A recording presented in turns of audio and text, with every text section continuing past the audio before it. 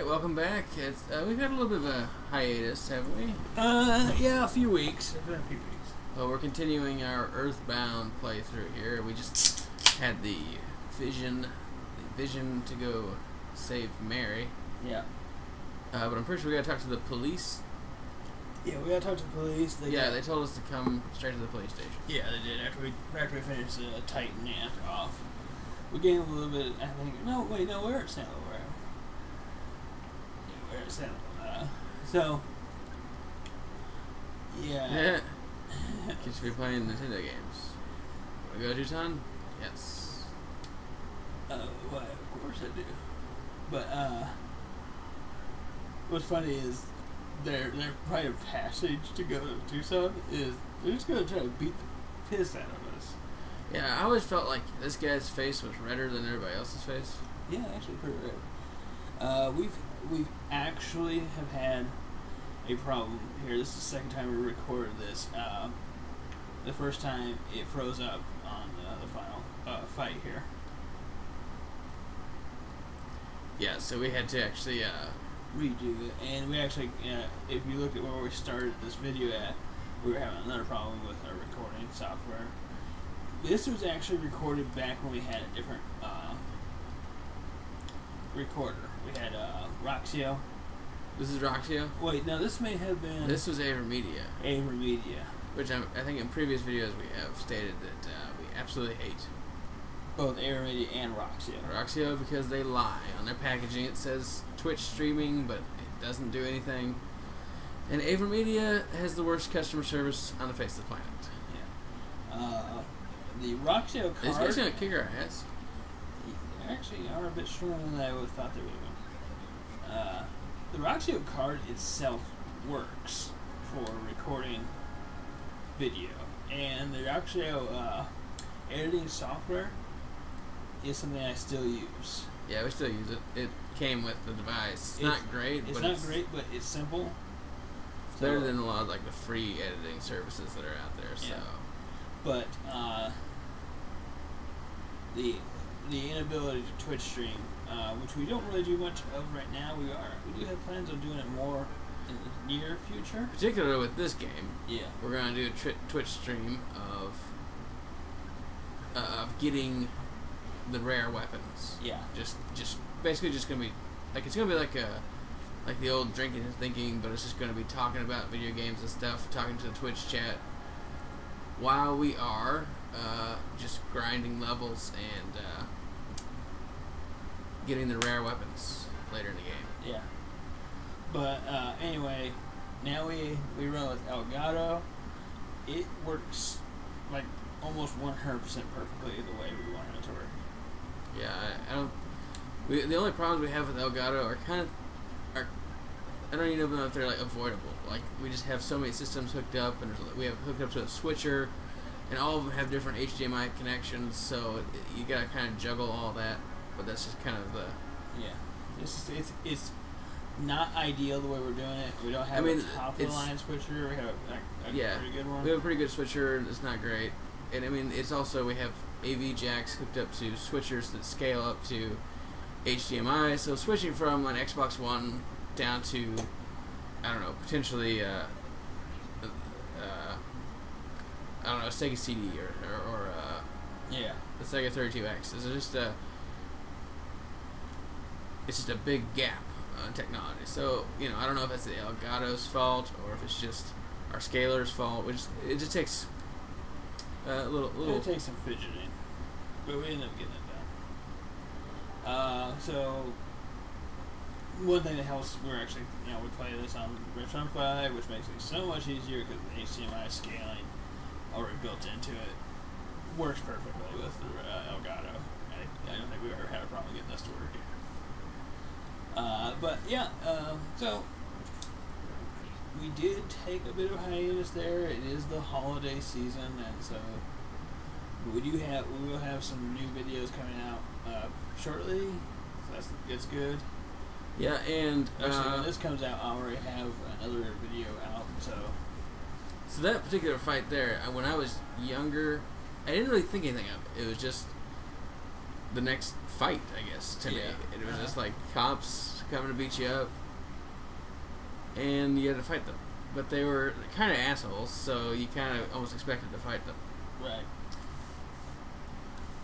You know, there was Matt Pat Yeah. film or Game theory. game theory. He talked about it in a little more greater detail, and I'm sure he got information from other people as well about how it drew correlations to like police brutality, basically. Yeah.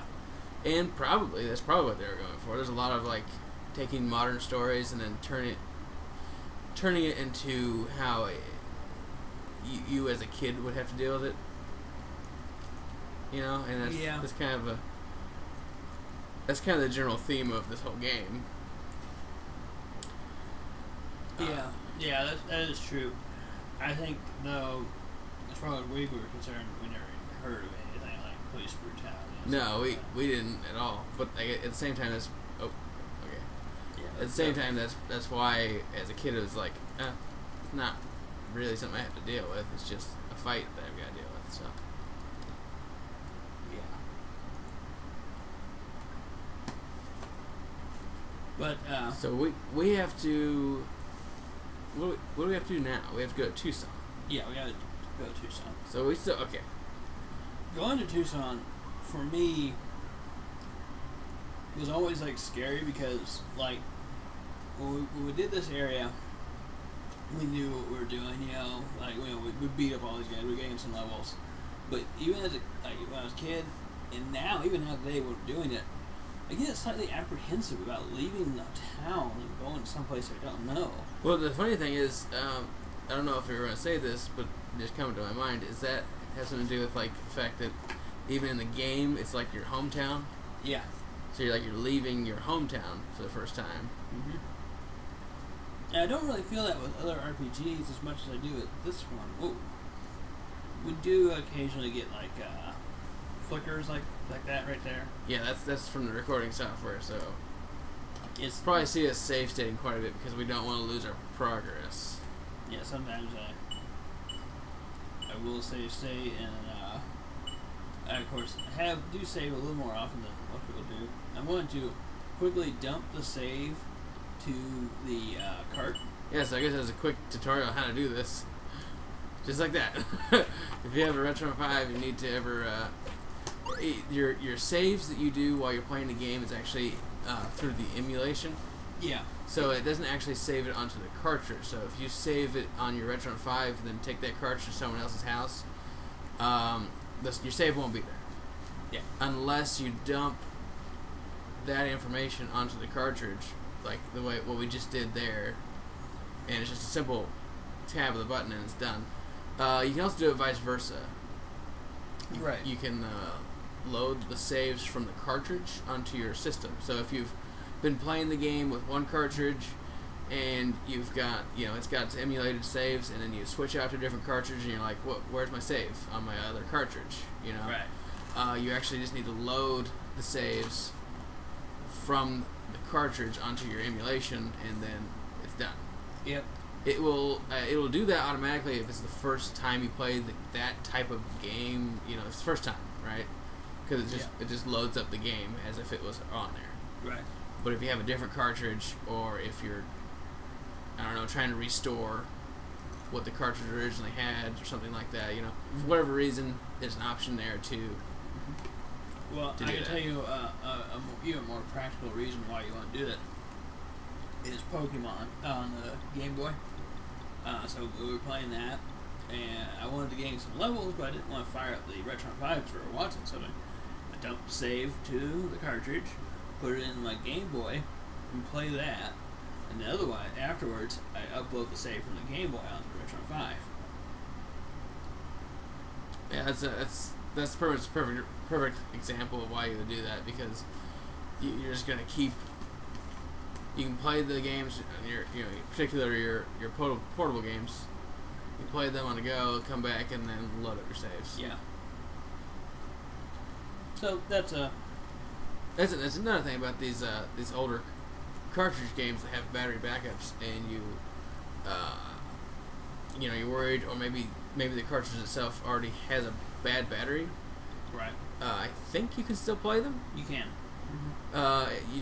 You can't dump the save, or you really, if it's got a bad battery, it's obviously not going to remember saves. Yeah. But the Retron 5 will.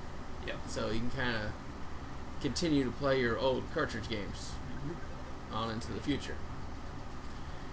So that is definitely something to keep in mind if you need anything like this in the future. The Retron 5 can help you there. These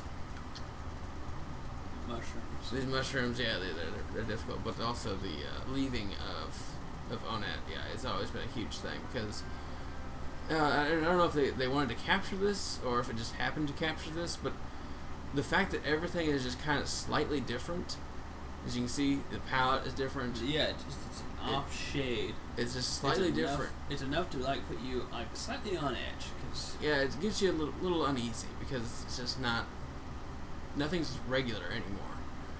And it's a lot like leaving your hometown. It's a lot like being somewhere that's technically the same, but just different enough to be different. Like when we moved from our hometown in, like when we were like 7 years old and moved to another town, it just was weird. Like I didn't really want to talk to any of the people around town. I didn't want to walk around. Yeah, it was like it just didn't feel like home anymore. Yeah. So that's kind of what they did a good job of capturing that. And when I first played this game, we were still in our hometown. Yeah. So I just didn't quite get it. It was just different. I was like, I don't know if I like this. But when I actually moved and then we played the game again, because we played this game, I don't know how many times. Yeah. A ridiculous amount of times over the years. And it just, it kind of just clicked. Yeah. And there's nothing wrong with Tucson. In fact, Tucson's got a lot of cool things in it. Yeah. Got another picture, for one thing. The other thing is this bike shop we're about to get into. Yeah. But I just want to point out how awesome this photo thing is because it has a major payoff at the end of the game. Yeah. If it's the first time you played the game, or maybe you played it a few times and you don't fully appreciate it, but when you go back and you beat it again, the photo book it's enough to really get you. I don't want to say like start crying, but it's a long-lasting impression. Yeah.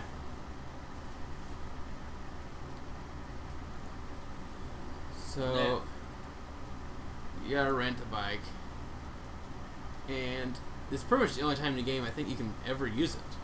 Yeah, I think you only use it while you're by yourself. I know you can only use it while you're by yourself, but I don't think there's ever another chance for you to come back to Tucson and be by yourself. So. Well, no, there is.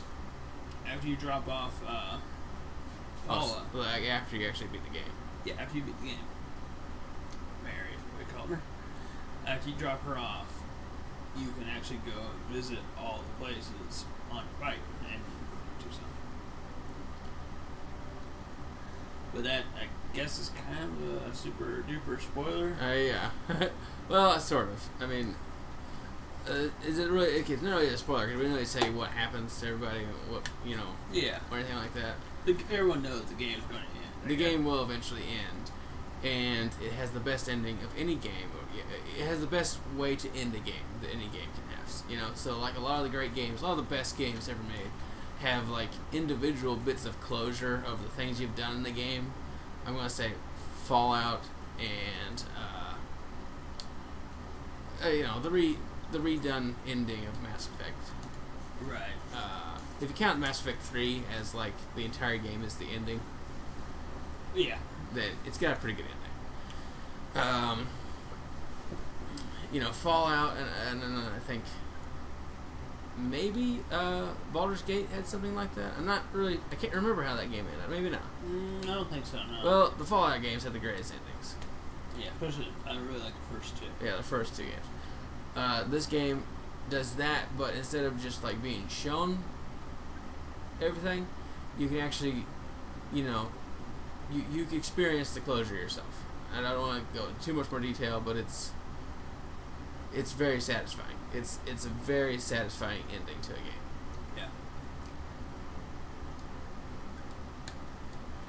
Yeah. Actually, it was such a satisfying and such a complete game. I was actually pretty shocked to hear that there was a prequel to the game, but not really a prequel. But there was a game made before. You know, Right. This was Mother 2. The fact that this was the second game in a series. I didn't remember when we found that out. That was like long after we played this game. Yeah. Did we find out in maybe like a magazine? See, I'm trying to think. I know EGM talked about the. Was it EGM? Which one had Ask Sushi X? Was it EGM? Oh, I don't know. Probably EGM. Sushi X was EGM, I think. We'll look it up afterwards, I guess. If I remember, I'll try to include a thing. Is it EGM or GamePro? One had Sushi X. Anyway, he talked about Earthbound 2 being made for the Nintendo 64 disc drive in Japan. And at the time, I think I remember hearing once before that Nintendo 64 disc drive was coming to America, but I never really heard anything else about it. But, you know, I didn't even think they were actually going to make another one of these. I was like, oh my gosh, I got to find out all there is about this. Unfortunately, there was never any more information about it. And I don't even think they called it Mother 3. I'm pretty sure it's called Earthbound 2. Yeah, I think they called it Earthbound 2. And so it was sometime even after that before I heard about Mother 1. Yeah, and then this is obviously before, if there was very much internet, we did not have access to it. Yeah. I think I pointed out before, we didn't have broadband internet until like 2005 or something like that in this town. We didn't personally have internet access, broadband internet access, until well after the 360 came out. I think it was 2008. Yeah. But the town that we're in now didn't get it till a few years before that. It just had dial-up for the longest time. When I heard broadband was coming to this town, I was like, that's not possible. I'd just given up. Like, I didn't really. I was like, this whole internet fad was gonna blow over. Yeah, because if you had dial-up as long as we did, or we didn't have dial-up. No, we just didn't even get it because it was pretty much a waste of time. Yeah, it was totally useless. And back then, pre-2004 internet wasn't nearly as good as it is now. Well, maybe because there was a lot of people like us that just didn't really have access to it. Yeah. So there wasn't really a whole lot of point to make it super useful. There was no Amazon. eBay was barely a thing. No Netflix. There was, obviously no smartphones. Yeah. Well, anyways, so there was really no way to find out information unless you got it in a magazine, and then the magazine had to talk about it if you were going to learn anything about it. Right. That, or you could, go to Japan and ask someone there. But, that's just impractical, obviously. Yeah. So, whenever we found out that this was a sequel, well, it's really not a sequel. I wouldn't call it a sequel. No. Any more than, like, Final Fantasy 2 is a sequel to Final Fantasy 1. Right. And so when I heard, when we heard that Earthbound 2 was being made, I was confused to some degree. I was like, that game was, Earthbound finishes. When you beat the game, oh, here he is. Oh, yeah. Mr. T. Yeah. Oh, yeah. These guys are the Runaway 5. Here's something I didn't notice about these guys until much, much later, and someone had to tell me that these guys were basically Mario and Luigi. Yeah, they're like a Mario Luigi version of the Blues Brothers. I didn't connect that. Yeah. But they were changed from the Japanese version. The Japanese version, they wear black suits, and the Nintendo of America said they were too close to the Blues Brothers, and they had to be changed. Well, I guess because I already seen the Blues Brothers, even though I was a kid. So I just saw the Blues Brothers when I saw those guys. Right. Especially when they start singing. Well, the hints. The hint guy. $4. Woo. Sure. Fuck you. We don't really need. But, I mean, like, it's very unusual these days. alright. Alright, fine. Spend the money. So what was I saying? Real quick, just finish what I was saying. Super surprised that there's going to be a sequel because the game was finished. And so an Earthbound 2 was completely unnecessary. And all the snapshots that they showed, I didn't see Ness in any of the snapshots. I was like, who, is this? And I thought, oh man, the guy in the trench coat, maybe that's Ness when he's older and he's living a super exciting life. And I was like, this could be super interesting. And I don't think that's the case in any case. But that was what was going through my mind. I was like, Ness is older now. He's going through, like, steampunk wasn't a word at the time, so I'm not gonna say that. But it was like, he had a western. It had like a western setting. You were going through some sort of minecart. Yeah. Who knows? Maybe they're going to start adding guns to the game. Even Yeah, I believe. what was going through my mind was Wild Arms. Yeah, because by that point we had actually played Wild Arms because that was after we moved and we had gotten a PlayStation. And talk about a huge shift, by the way, because you move. You go from playing cartridge games to playing disc games. You go from playing Sega and Nintendo to playing Sony. Everything was different, right? Yeah. Square jump shipped over to Sony. Yeah. Big things were happening in everywhere. That was, that was the thing is that we just played Wild Arms, and then we hear about this, and his name's Clint, by the way, the guy. The guy in the trench coat? Yeah, his name's Clint. And it's kind of hard to get what we're talking about because, like, the game's going on and none of this is happening. These were all snapshots that were in either GamePro or EGM or Nintendo Power or whatever it was of the Earthbound 2 game that was made for the Nintendo 64. And, of course, that did not pan out according to their plans, and it was scrapped. It was eventually released on the Game Boy Advance, which we now own. Yeah, so we do have Mother 3 or Earthbound 2, or honestly, I think it should have a different name because you got Mother and then you got Earthbound. The third game should have a different name. That's my opinion. Yeah.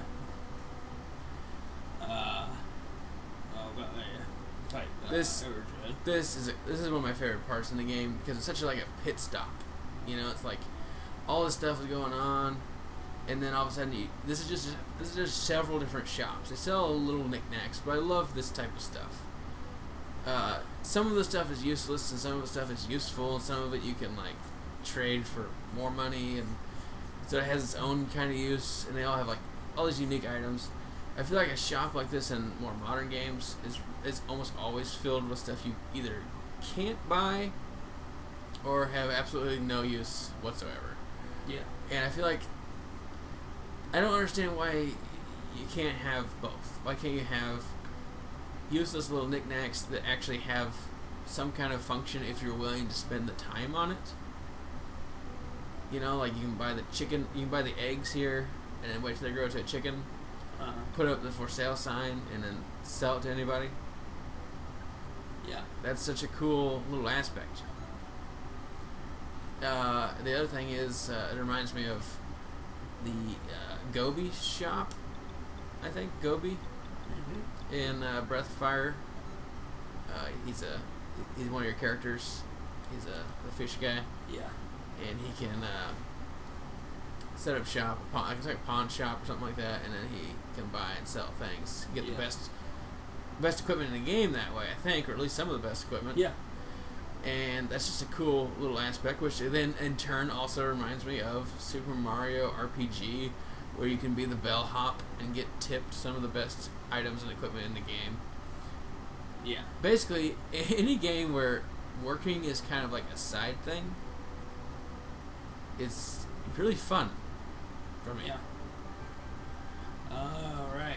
I think after this fight with Everdred, we'll probably go ahead and stop here. Stop the video here. Because it's getting a little bit longer on. I'll probably go ahead and stop it. And then we'll pick up after that. We'll deal with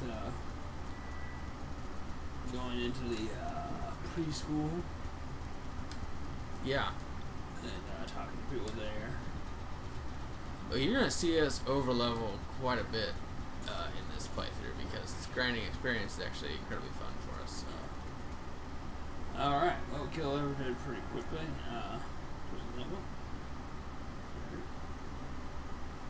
This guy's weird.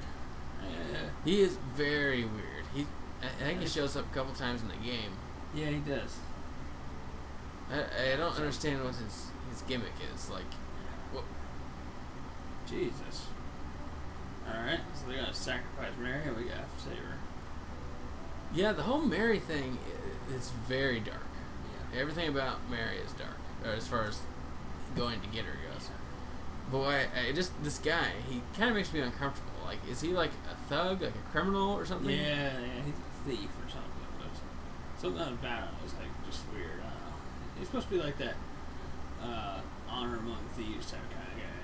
You know? Well, but anyway, this is a good place to stop. Yeah, we'll probably do a little bit of shopping here and whatnot, but we'll come back next time and explore a little bit more of Tucson. Yep.